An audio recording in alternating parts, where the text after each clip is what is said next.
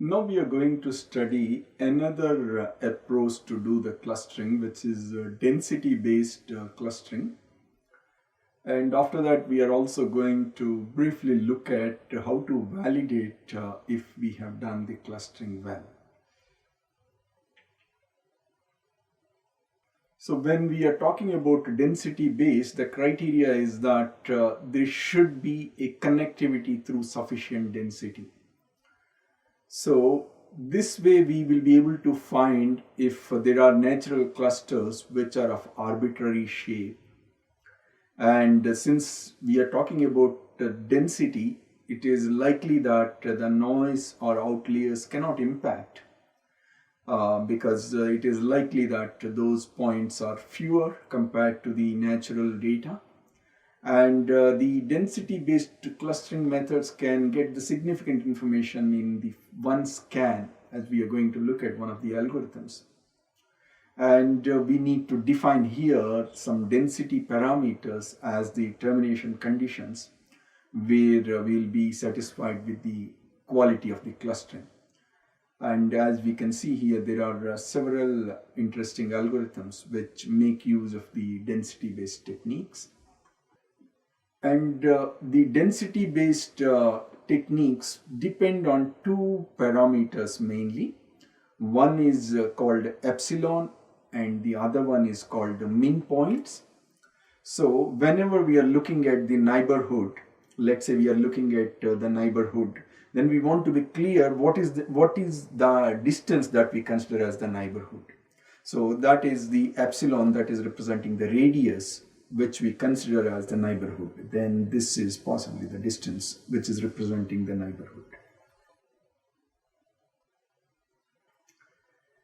And then we will look at the number of points that are available within the neighborhood to say whether this point can be classified as a particular form. We are going to see what is the way we are going to term the point when there are sufficient number of neighborhood points. And there is a definition of a density reachability. So we can say that a point P is density reachable from point Q only if P falls within the radius of Q, which is represented by epsilon, and Q has minimum number of points that is represented by the min points within this radius. Then we say that P belongs to the neighborhood of Q, which we call as a epsilon neighborhood of Q. And in this case, the important point is that there should be more than min number of points within that epsilon neighborhood for Q. Then we say that the P belongs there. P belongs to that is a density reachable, directly density reachable from Q. And there is another associated concept which is a density connected. So while the density reachable means that we have a chain of points, for example from Q to P, here it is not directly within the epsilon radius of Q. But then it is within, from Q there is a point P1 which is within the epsilon radius of Q, which has got and Q has got the minimum number of points within its the radius epsilon distance. But again for P1 we consider the same criteria. That is, the P1 does have another, when we can look at the radius, we are looking at the epsilon radius and min points, and through that you will be able to reach P. So here, as you can see, that P is reachable from Q if we have a set of points P1 to Pn such that Q is the first point, and then from Q we are, and at each Pi and Pi plus 1 we should have a condition that satisfies that Pi plus 1 is directly density reachable from Pi. So in that case we are going to reach that point through set of points. And another kind of form of connection that can exist is that if two points are directly density reachable from a third point, then we call that as a density connected relation between these 2 points. So we can say P and Q have a density connection if there exists a point O such that both P and Q are directly density reachable from O. And the dbScan is a density based algorithm which makes use of these parameters.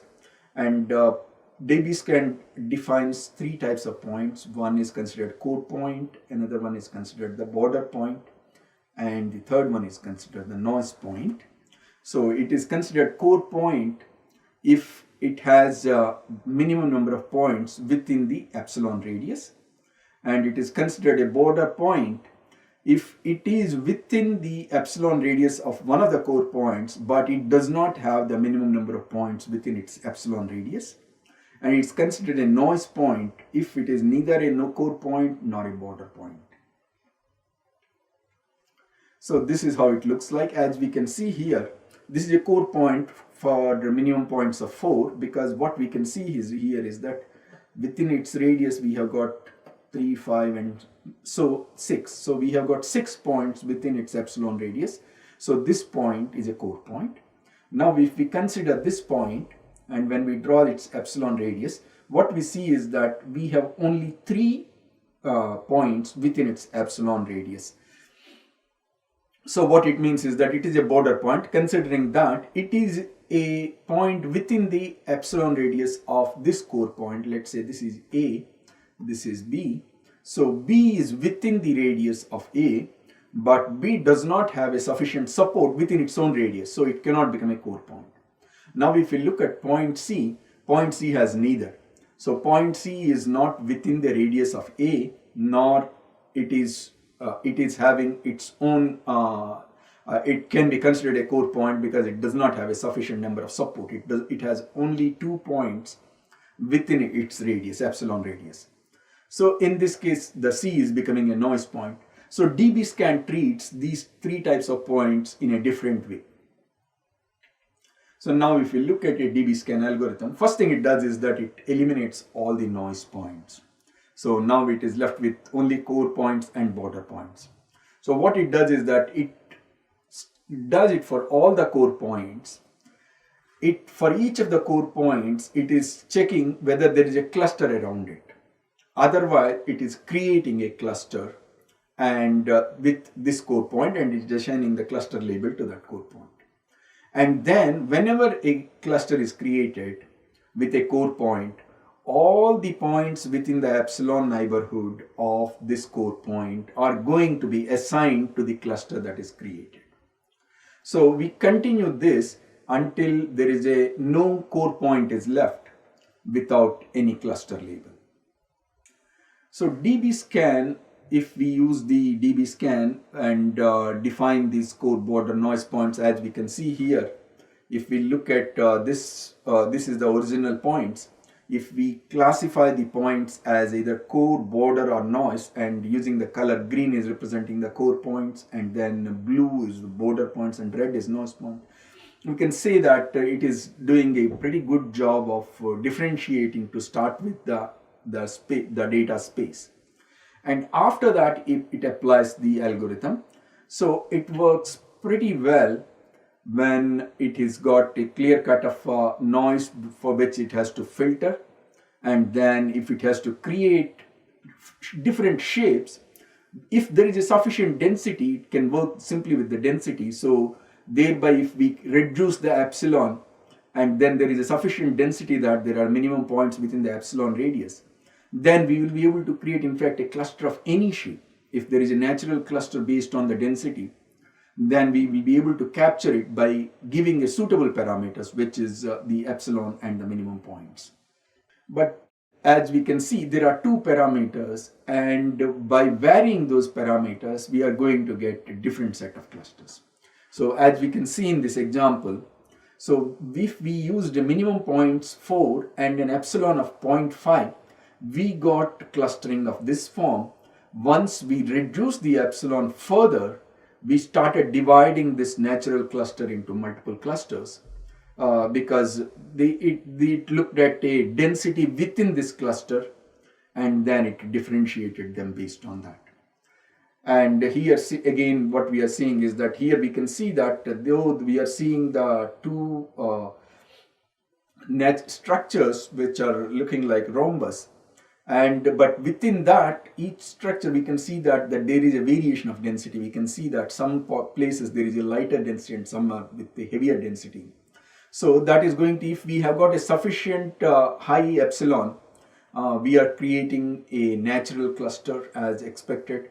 But once we have once we asked for a lower epsilon for the same minimum points, then based on the density we have differentiated these clusters, and the number of clusters became different with the decreasing epsilon.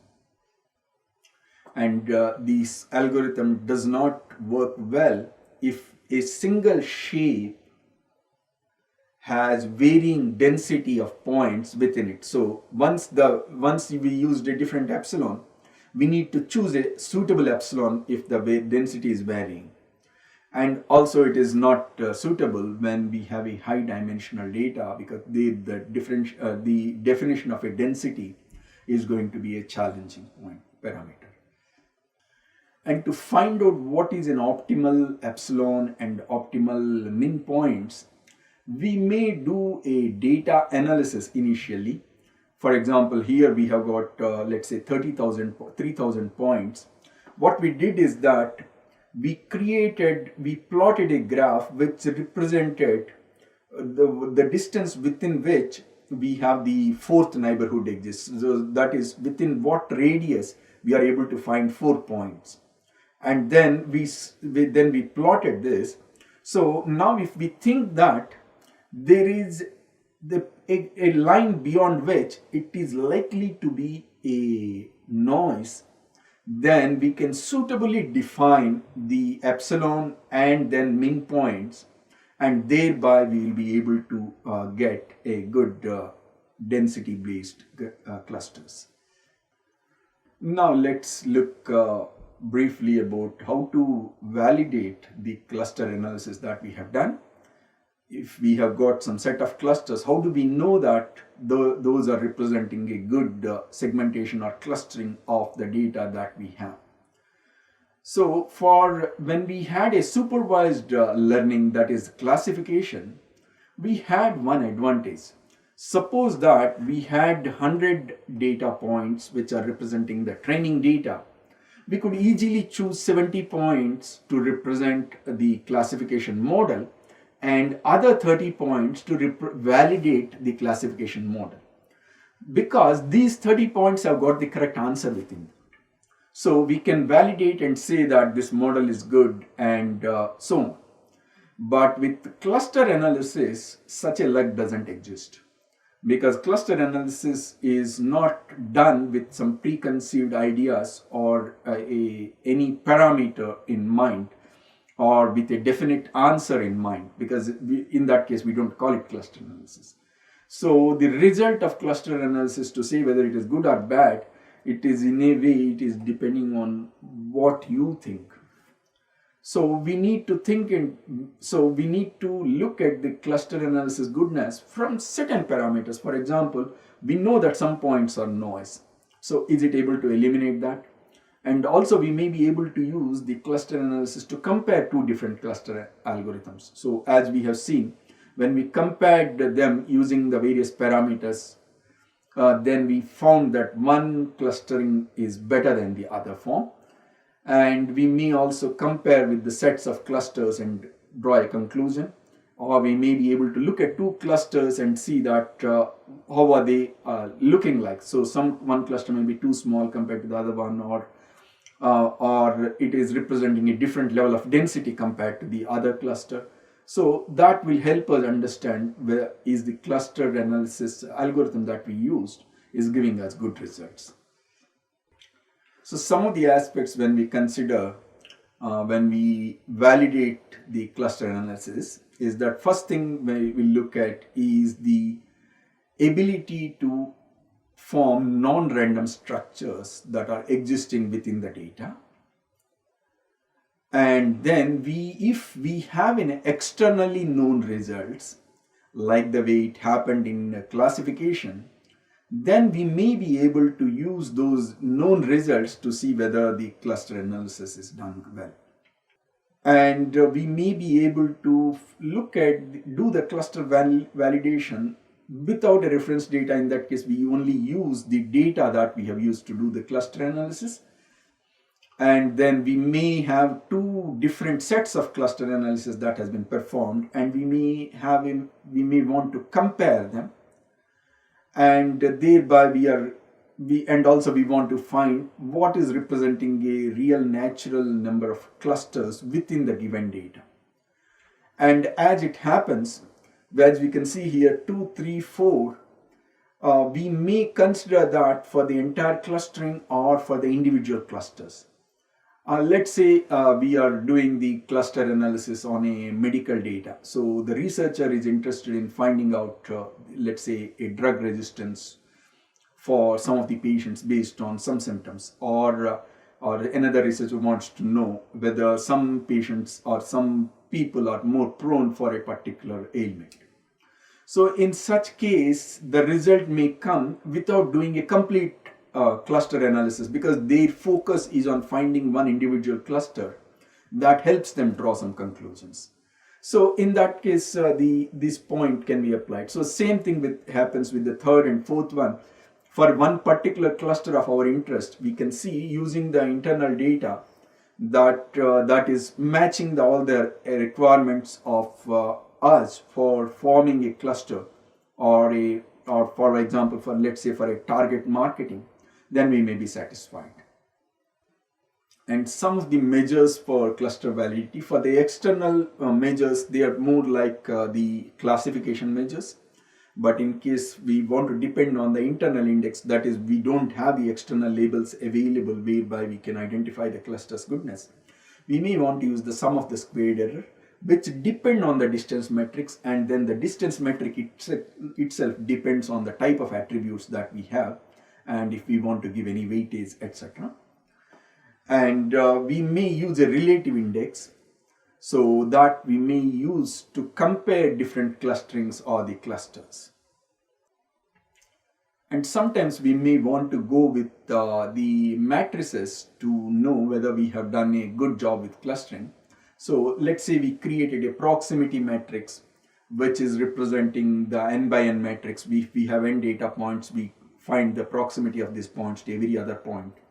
And then we create an incidence matrix which is built after the clustering is done. Here we create an entry of 1 whenever the associated pair of points belong to the same cluster, and 0 if they belong to different clusters. And then we will be able to do a correlation analysis, because we have got the two matrices of the same size, and thereby we can determine if there is a high correlation. Then we may say that the cluster analysis worked out well. But if we have a challenge of the contiguity based clustering, we are looking for a particular shape clustering, because we can see a natural cluster of a particular shape based on density and contiguity, etc. Then this correlation may not work well, because it considers the relation between all the points based on the same criteria, whether they are together in the same cluster or not. It doesn't bother about their actual distances to create the correlation. And then it never considers the n proximity. For example, whether there is a one point which is in a dense neighborhood and another point which is in a rarefied neighborhood, it doesn't consider those points. So to that extent, this may not be reliable. And finally, the cluster validity is still an evolving field. We do not have a very solid outcomes with respect to how do we find out, how do we know whether one cluster analysis is better than the other. So the validation is still a big challenge.